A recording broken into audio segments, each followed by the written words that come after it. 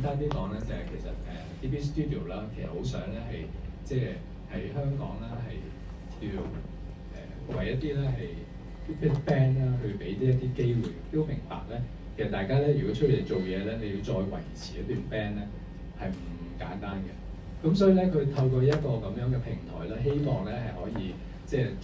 聚集到啦多啲人，即係玩 band 嘅人咧一齊交流啦，擦出火花啦，同埋俾大家一個機會去 spark up each other 咁樣嘅。咁今晚咧係咁所以咧喺成個呢個 event 裏邊咧，其實係呢個叫2026年嘅